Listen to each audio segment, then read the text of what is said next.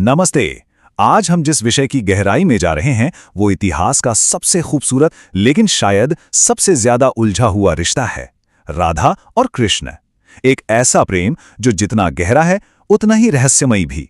तो चलिए बिना किसी देरी के इस परम विरोधाभास को समझते हैं। शुरुआत करते हैं उस सबसे बड़े सवाल से जो शायद कभी ना कभी आपके भी मन में आया होगा। सोचिए, अगर राधा और कृष्ण प्रेम के अंतिम प्रतीक हैं तो फिर उनकी कहानी एक पारंपरिक विवाह के रूप में क्यों नहीं बदली? मतलब सबसे महान प्रेम कहानी में शादी क्यों नहीं हुई? ये एक ऐसा सवाल है जो सदियों से लोगों को हैरान करता आया है। दरअसल इसका जवाब इस बात में छिपा है कि उनका बंधन कोई आम सांसारिक रिश्ता था ही नहीं। वो मूल रूप से एक आध्यात्मिक मिलन था, एक ऐसी शुद्ध भक्ति जिसे आप समाज के बनाए नियमों या विवाह जैसी इंसानी संस्थाओं में बांध ही नहीं सकते। उनका प्रेम भौतिक दुनिया की इन सीमाओं से पूरी तरह आजाद था, बहुत ऊंचा था। इस रिश्ते के डायनामिक्स को और गहराई से समझने के लिए आइए राधा और रुक्मिणी, कृष्ण के जीवन की इन दो सबसे प्रमुख देवियों की तुलना करते हैं। देखिए, ये तुलना वाकई बहुत दिलचस्प है। एक तरफ है राधा, वो वृंदावन की उस निस्वार्थ भक्ति का प्रतिनिधित्व करती हैं जहां प्रेम केवल एक शुद्ध लालसा है, कुछ पाने की या अधिकार जमाने की इच्छा नहीं। दूसरी तरफ है महारानी रुक्मिणी, वो द्वारका में विवाह के बाद विकसित होने वाले उस कर्तव्यपरायण और बंधे हुए प्रेम का प्रतीक हैं।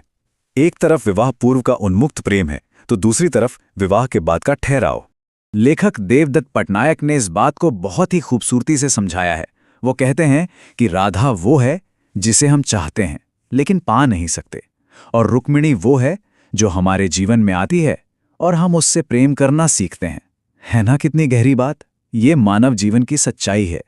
एक वो प्रेम है जो शाश्वत खोज है और दूसरा वो जो जीवन की वास्तविकता है।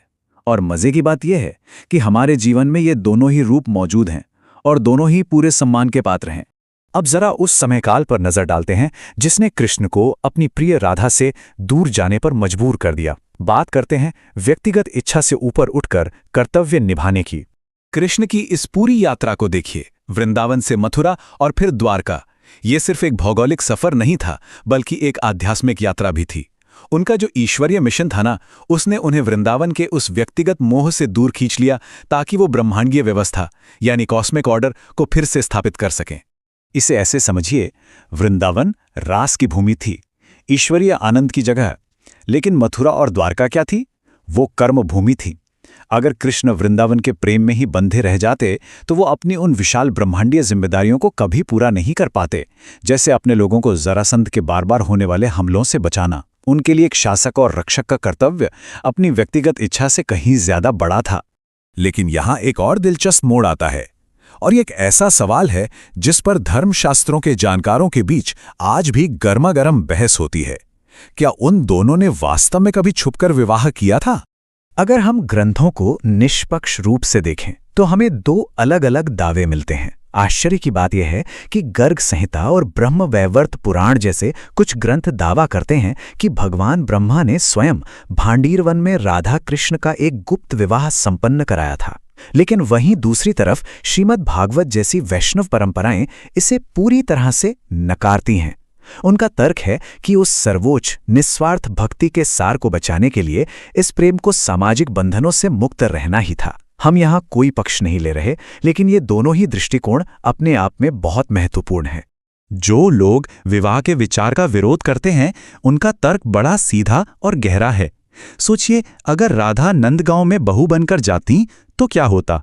इससे उनके प्रेम की जो एकदम शुद्ध बिना शर्त वाली प्रकृति थी वो पूरी तरह बदल जाती। वो निस्वार्थ लालसा फिर सामाजिक नियमों और श्रद्धा के बोझ तले दब जाती। जैसा कि श्रीमद् भागवत के इस प्रसंग में स्पष्ट किया गया है, कृष्ण गोपियों से कहते हैं कि तुमने मुझे पाने के लिए अपने सभी घरेलू बंधन तोड़ दिए हैं। इसका सीधा सा मतलब यह है कि भक्ति के उस सर्वोच्च स्तर तक पहुंचने के लिए परमात्मा के आगे सारे सांसारिक बंधनों को छोड़ना ही पड़ता है।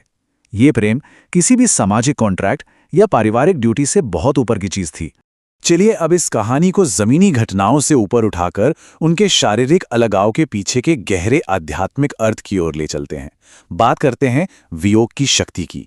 आध्यात्मिक भाषा में इसे विरह कहा जाता है। विरह यानी ईश्वरीय अलगाव।